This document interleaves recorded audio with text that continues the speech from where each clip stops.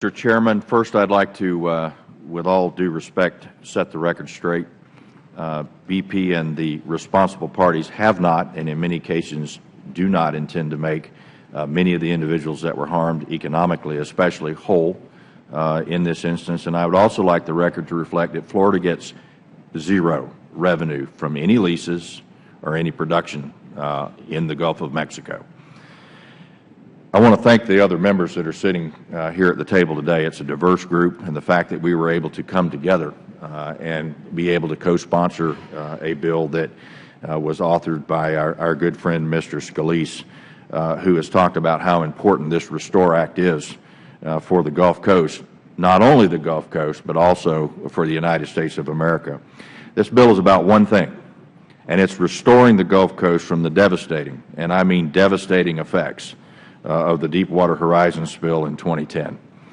The fact that we are here today, almost 2 years later, still talking about the impacts of the spill shows just how widespread the disaster was for our communities.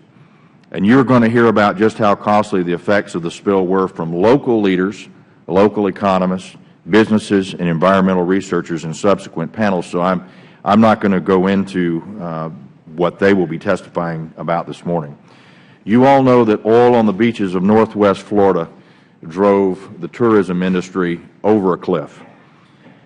And you know that oil is still being cleaned up in the marshes of Louisiana and occasionally along the Gulf Coast to the east. So instead, I want to make clear what this bill is not.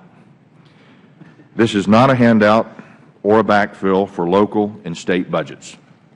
The Restore Act is about restoring the Gulf Coast from the worst oil spill in American history. As we've seen from the lingering effects of Exxon Valdez, these effects will be felt for years, if not decades, to come. The Federal Government has stepped in to help clean up the environmental damage, and the responsible parties set up a claims facility for individuals and businesses that were harmed. However, more needs to be done. More needs to be done to restore the environment that will be damaged for years to come. But frankly, there's already a mechanism set forth in the law requiring the responsible parties to pay for and take care of environmental cleanup. There is no such statutory requirement to compensate for economic damages. There's not a mechanism to restore the countless small businesses that have already gone out of business because of the Deepwater Horizon spill. There is not a mechanism to help the people who lost jobs, lost their homes, lost families because of the spill.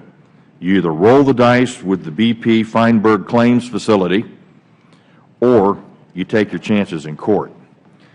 The Restore Act fixes the imbalance by creating a way to rebuild local and state economies that took such a tremendous hit from the oil spill, and the Restore Act is the right thing to do. It does force the responsible parties to take care of the damage that they caused. This damage took place along the Gulf Coast, and the fines paid for the damage should be returned to the Gulf Coast.